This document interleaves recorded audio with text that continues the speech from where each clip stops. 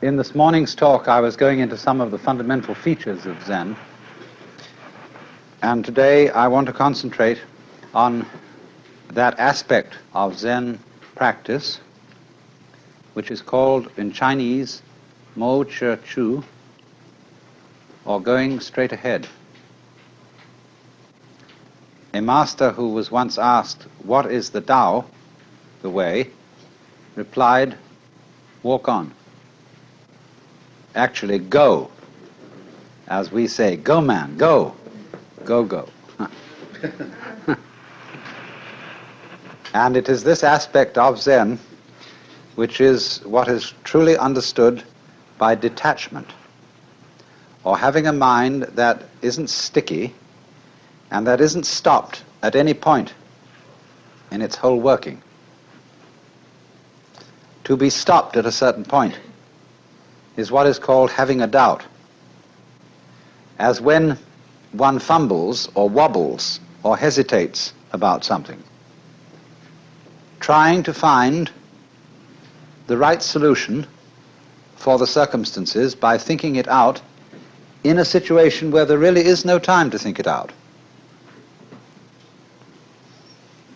So that when a Zen teacher asks his disciple a question, he expects an immediate answer, as it were without thought or premeditation. They speak in Zen, they use a phrase, to have a mind of no deliberation. And they also speak of a kind of person, a man who doesn't depend on anything. That is to say, on a formula, on a theory, on a belief to govern his action. And this person who doesn't stick anywhere is like Dante's image at the end of the Paradiso, where he says in the presence of the vision of God, "But my volition now and my desires were moved as a wheel revolving evenly by love that moves the sun and other stars." And the image of the wheel, which is not too tight on its axle and not too loose, that is really with the axle, is the Zen principle of not being attached, not being sticky. It's very difficult for us to function in that way because we've been brought up to believe that there are two sides to ourselves. One, the animal side, and the other, the human and civilized side.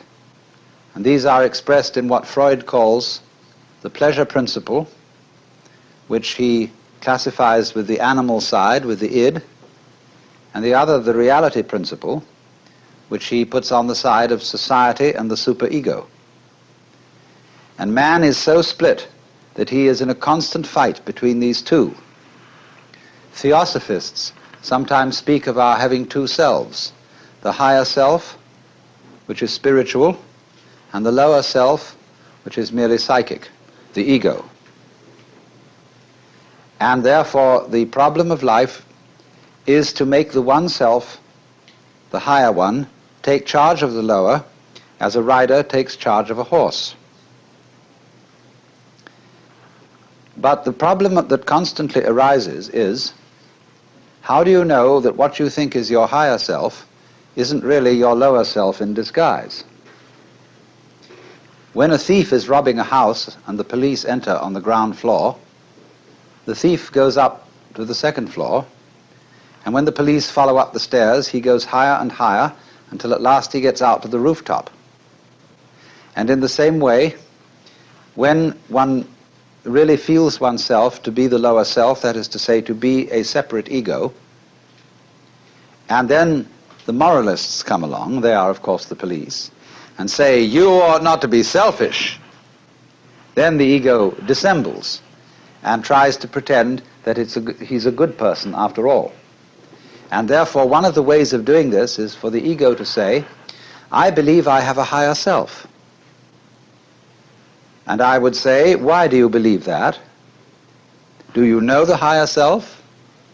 "No, if I knew it, I would behave differently." But I'm trying to get there. Well, why are you trying to get there? Well, then the police wouldn't come around. Then the moralists wouldn't preach at me. Then I could feel that I was doing my duty, behaving as a proper member of society. But all this is a great phony front. If you don't know that there is a higher self, and you believe that there is one, on whose authority do you believe this? You say, oh, such and such a teacher, Buddha, Jesus, Shankara, the Upanishads, said that we have a higher self. And I believe it. Catholics sometimes say they believe their religion because they're told to, and they have to be obedient. The Catechism starts out, I mean the Baltimore Catechism, it starts out, we are bound to believe that there is but one God, the Father Almighty, creator of heaven and earth, etc. And they make jokes about the Protestants and say, they don't have real authority in Protestant church because everybody interprets the Bible according to his own opinion. But we have an authoritative interpretation of the Bible. But this always screens out the fact that it is fundamentally a matter of your own opinion that you accept the authority of the church to interpret the Bible. You cannot escape in all matters of belief from opinion. In other words, it must become clear to you that you yourself create all the authorities you accept.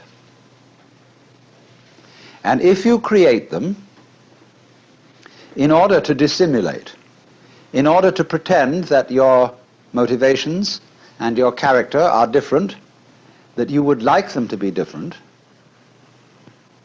this is the same old principle of the separate self trying to improve itself so that it will live longer or survive in the spiritual world or attain the riches and the progress of enlightenment. And the whole thing is phony.